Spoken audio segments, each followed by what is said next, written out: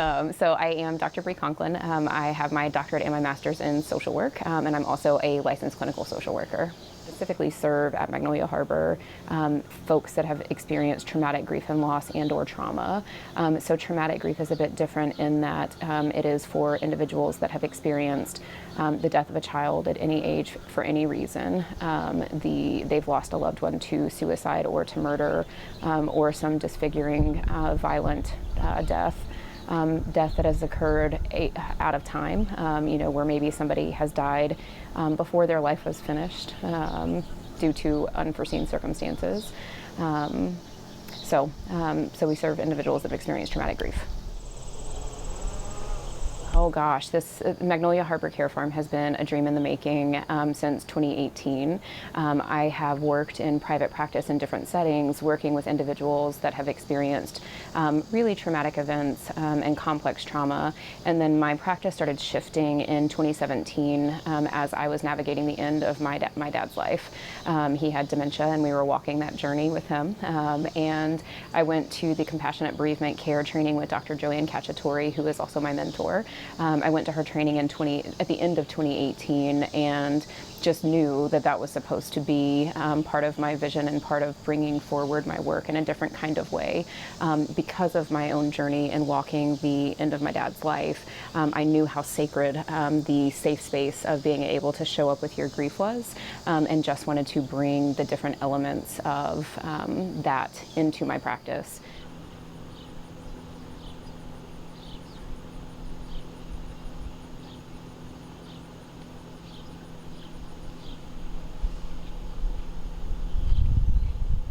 And in my work, showing up with, humans that have, in the complexity of the traumatic events that they had experienced, knew that therapy needed to move beyond just the four walls of a therapeutic office.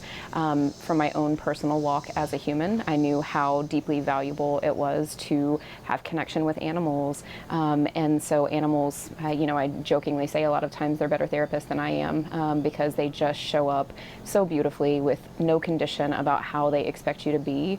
They are genuinely and authentically themselves, and it's such a powerful facilitator of both the therapeutic relationship between me and my human client, and also their therapeutic process, because sometimes there are just no words for what it is that you're experiencing, and so being able to have that relationship and that connection with animals is really powerful, and so central to our work is honoring the human-animal connection, but we also honor the autonomy and agency of the animal in that we have an egalitarian approach where all of our animals are rescues, which means that they have their own history of trauma, abuse, grief, and neglect to varying degrees, and are now safe in our sanctuary, living out their lives, just being who they are and having permission to be who they are. And they get to choose whether or not they interact. We don't halter them except to let them have their feet trimmed by the farrier. Or to receive fly spray, because flies are not nice. So we let them choose whether or not they interact and honor that choice for them, and just accept them where they are and don't have conditions around what they need to be or how they need to be. They just get to be who they are. Our goal with all of our animals is to just love them and let them be safe and just be themselves, and try to create an environment that is enriched and allows them to be that. And then we also have the green care pieces, which is the facilitation of the therapeutic process and being in your body and present with your feelings in the space of nature, because that is also a powerful facilitator and holder of feelings and just helps the process move along.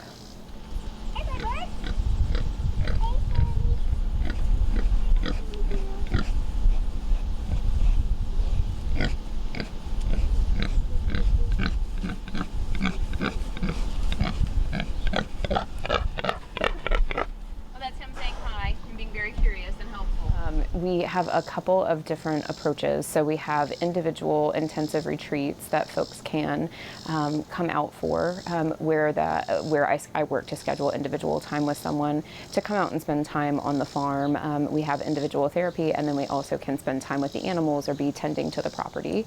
And then we also have group retreats. And so this year we held a retreat, and bereaved moms were in attendance. It just so happened that that was the group that signed up. And then more recently, at the end of July, we had the Widows and Kiddos retreat, where it was young widows and widowers that have young children got to show up and be present. It's a 4-day intensive. So there's a group retreat, there's the individual retreats, and then we also have opportunities for people to be connected to volunteer. So maybe somebody is finished with their therapeutic time, but they want to stay connected to the farm. This is a community that we are working to build, and more specifically a therapeutic community, and want this to be a safe place where people can show up, feel connected to the animals, feel connected to the land, and let that be a facilitator and a holder of their hearts, however their hearts may be. I'm going to check real quick.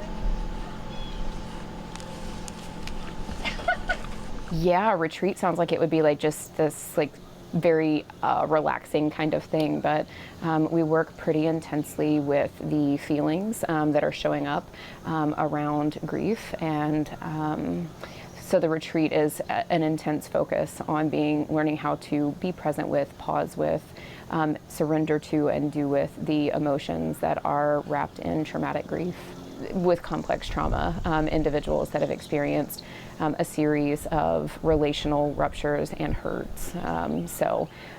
Again, animals and nature are beautiful holders of space in the ways of those hearts. You're so handsome. This is Laverne and Shirley. And that's Woody. They're just so helpful.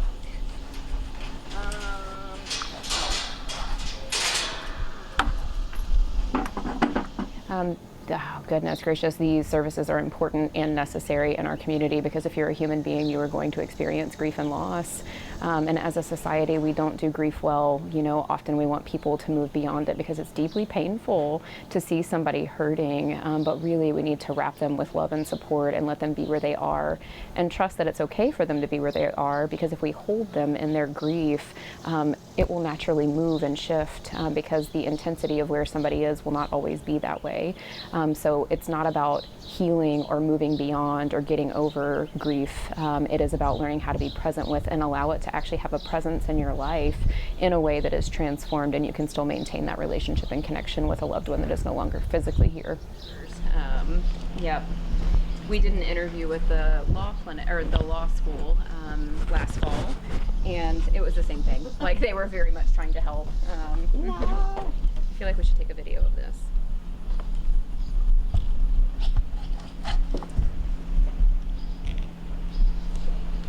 Any human being that has experienced grief and loss, we serve all humans, and so while our programs have specifically been targeted to adults 18 and over that have experienced traumatic grief and loss, we launched the Widows and Kiddos retreat. So that serves typically young widows, because if you are a widow or widower that has a child, you tend to fall a little bit on the younger side. And so there's nuances to that. And so we are also working to develop a program specifically just for kiddos, but we want to honor all humans of all ages.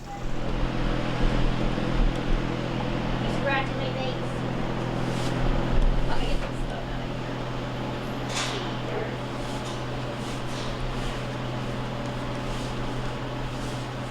We're still a relatively new nonprofit and program. So we are in our first iterations and runnings of these retreats this year. We're coming into we're just closing our second full year. So we're going to be walking into our third year. And our first year really was just establishing the foundation and framework for us as an organization. This year has been focused on launching therapeutic programs. And then now our third year, we're going to be focused on evolving, fine-tuning, and continuing to develop our therapeutic programming. And we have our two little sheep who are very sweet. So the nonprofit actually did not exist yet in the pandemic, but my private practice did. And what I saw in my private practice was people were, like, how to frame that. The individuals that I serve have trauma, and where there was scaffolding and support in place, people had a resurgence, so to speak, of symptoms that had not been there before, because being connected in their social communities was not possible because of not being able to be, more than 6 feet in distance to someone. We couldn't engage in group settings for such a prolonged period of time, and the isolation was so hard. And so what I saw was a stirring up of symptoms that maybe had been very well managed before, and then just such intensity of grief and loss because everybody was touched in some way. If they did not directly lose a loved one to COVID, they knew somebody that they love and care deeply for that had lost someone. And so people were deeply affected by the pandemic. And then they couldn't be held in the traditional rituals that we hold because we couldn't have funerals more than a couple of people. So communities couldn't come together and support families that were bereaved. Loved ones couldn't say goodbye in the way that they wanted to. So it deeply impacted the humans that we serve at Magnolia Harbor. Okay. Nope. Not gonna do it. I'm gonna come over here. Maybe you'll walk to us.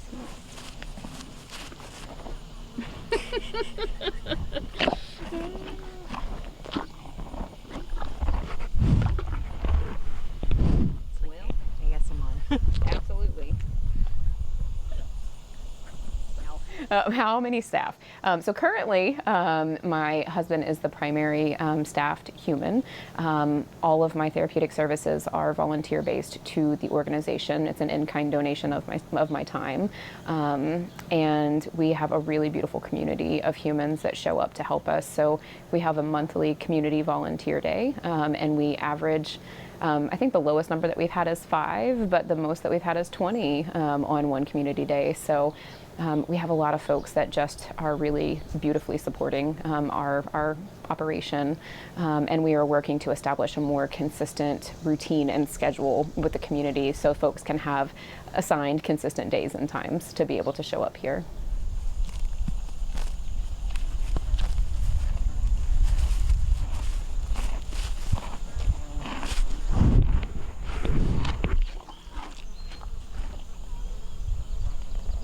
Here's the thing.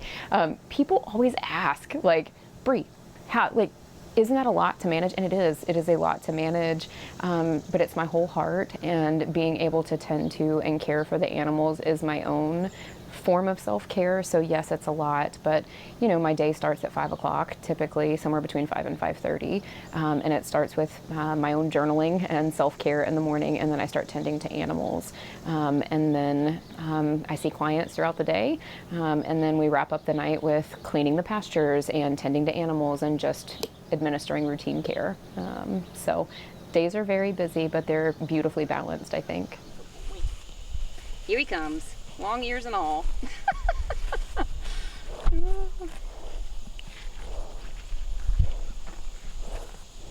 He's like, is this close enough?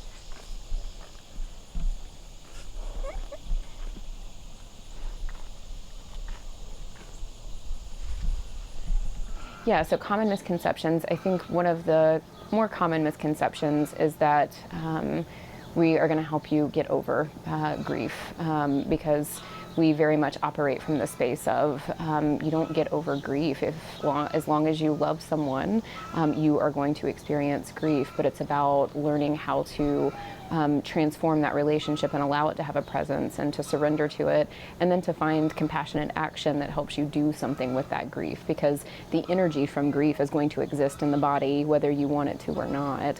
And so how do we recognize it? How do we surrender to that? And how do we then do something with it to transform it, to do beautiful things in the world, to let that be the piece that is propelling you to move forward and carry forward, not move on from, but to carry forward with the memory and honoring of your loved one.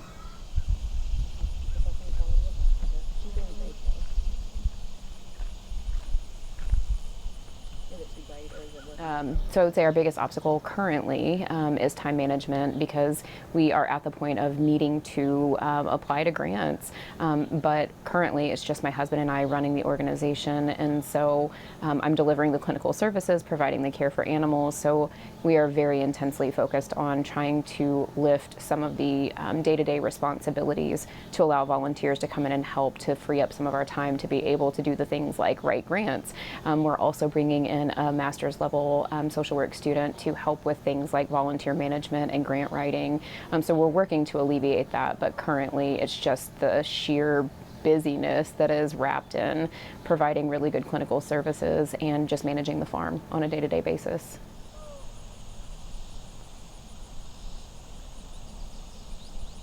And Stella Girl, the horse that's over there, she, we consider her a hospice horse. She has degenerative disc disease, where there's a spot where the discs in her spine are starting to touch, and it will only continue to deteriorate. I think one of the biggest measures that we have for the difference that we're making is the feedback from our community. Hearing people share their stories about the impact that the farm has had on them. This morning as we're talking, we have 2 volunteers here that are, humans that have been impacted by trauma and grief, and they're here changing a fan in our barn that they raised the funds for and are donating their time. That is a story that speaks for itself about the power of impact that the farm has. And it's not just the farm. Like, our farm is beautiful, but it's the stories of the animals and the care that they receive, because so often people see themselves in the animals that we have. They see their own stories reflected in the animals, and then they see the animals being safe and being themselves and being free of the trauma, abuse, and grief in a way that honors their story. And so they feel connected in really beautiful ways. Other ways that we measure our impact are by measures, direct clinical measures that look at symptomology before we start services, and then symptomology after we have completed our services. We're a unique nonprofit in that we have a dual focus of being both an animal sanctuary to rescue animals, and also having innovative and holistic approaches, holistic being like addressing the whole person, not just like one single part, and the whole story of that person. But from an animal perspective, Clyde is now an almost 34-year-old mini horse who, when he came to us, he's now been with us for a year and a half. And when he came to us, humans had been very unsafe for him for the first 32 years of his life. And he wouldn't come more than within 10 feet, there was like a 10-foot barrier between him and all the humans. And now he is curious and will come up pretty close to most people that visit. The only person that can consistently pet him has been my husband and one of our volunteers, who is very beautifully connected to him. But just being able to see him be curious and come up and feel safe coming up is really quite an accomplishment, because when he came into our sanctuary, we promised him, because I talk to all of my animals, I promise, we tell them that they're safe, that they're home, and that they're loved just as they are. And so when I talked with Clyde when he first came in, I told him that he did not have to be anything other than right where he was, and that we would love him and he would be safe for however much time he had left. And to watch his system settle and for him to feel safe enough to start approaching humans like within a couple of feet it's just remarkable. I would say that he is definitely a marker of just the beauty of safety at the farm.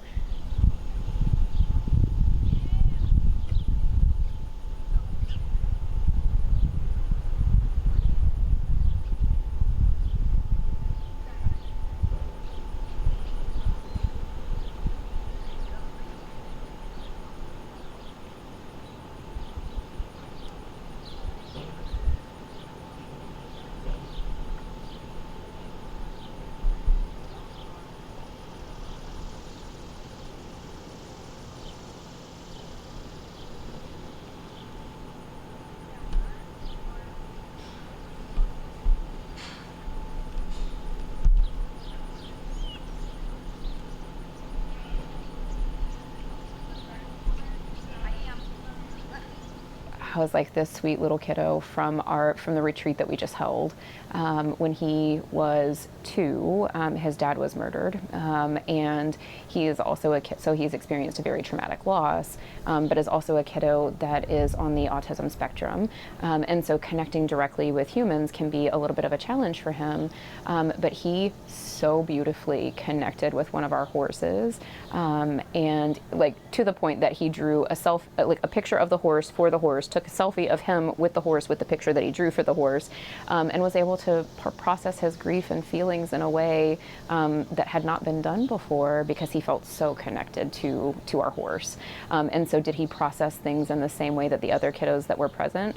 No, but he processed it in a way that was right for him. And so it was just really beautiful to watch the magic of being able to be connected to an animal that allows you to access your heart and your feelings in a very different kind of way, and to feel safe communicating that. He didn't communicate it directly with the humans, but he was communicating it with the horse. And like, it's so profound and such an honor to bear witness to that. I know. They act like actual chickens because they're scared of everything. Aren't you? Aren't you scared of everything? Hey, chickens! Come on. When things feel really chaotic externally, because somebody that you love has died in a unexpected and traumatic way, things feel really chaotic and out of control. But being able to show up and tend to and care for the basic needs of animals, it just settles something in your whole heart and your whole system. And almost always people walk away going like, I didn't know how good I would feel after doing that, but I feel so good now that I have done, like, it's dirty work, because like cleaning up after animals is dirty, but it feels really good. Like it's getting your hands dirty with the earth, and that connects us back to really important parts of ourselves. So awesome, because he really protects the girls. He lets them know when there's a predator in the area and to seek cover, basically.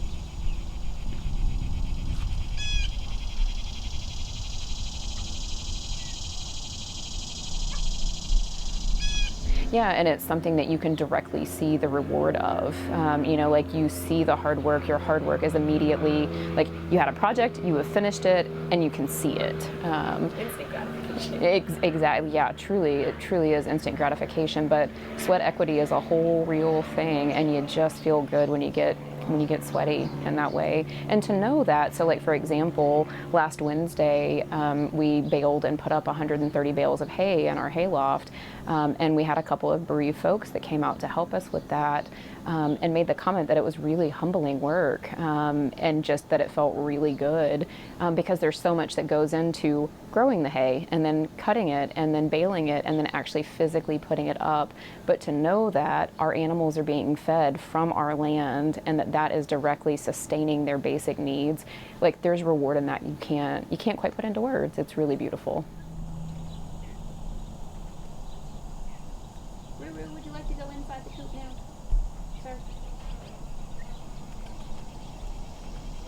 They're like, excuse me, we are still hunting bugs. Thank you very much.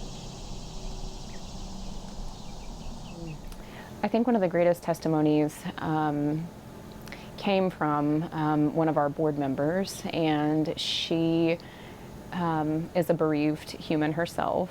She's a young widow and has a kiddo, and she came in to help facilitate and lead the Widows and Kiddos retreat.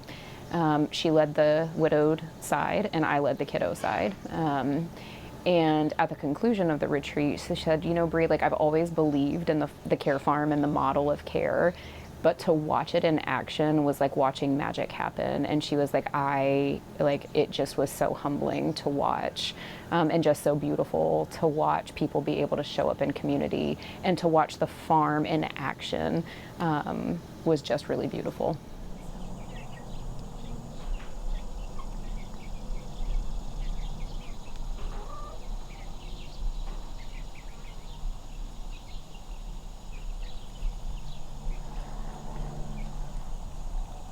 Social media really is the the communication tool that we use by far and large. We are working to develop a consistent newsletter, but again, that time management piece. So, we get bits and pieces out on social media, and that's been really effective for us. And then word of mouth. People share about our farm just by talking to one another. We're one of 2 care farms in the United States that show up with traumatic grief and loss in this way, and it's really special, and we are always looking for people that want to get involved and be involved with our organization and our care farm. You don't have to be engaged in therapy to be involved with our care farm. So people should contact us by way of either social media or email. Our email is info@magnoliaharbor.org, or you can go directly to our website, which is magnoliaharbor.org. So one of the components of our mission is to provide sanctuary for all beings, and that extends to our human beings. Sean knows my heart around just I don't care who you are, I just want to love you, and I want you to have a safe place to be. As Sean and I were talking, just human to human, we were talking about the power of the human-animal connection, and that a lot of trans individuals have experienced a boatload of trauma, and so wanted to get the residents at Bryant's Bridge connected here, to let this be a safe place for them, to not necessarily be their therapeutic space directly, but to receive therapeutic benefit from being in connection with animals that have experienced trauma, and to just have that give back to the community. And because we are a safe place, they don't experience harassment or people saying hurtful things when they're just trying to help and give back. So. Sean's heart and I are they're very connected hearts, and very aligned with how we want to show up in the world. So Sean, I think Sean came out to our open house in October of last year, and then asked if they could come out and just bring the residents out. And then from that point, because the residents connected with the animals, then we decided to make this a designated monthly service project for them. I often say that the work here in this space is my heart turned external for the world.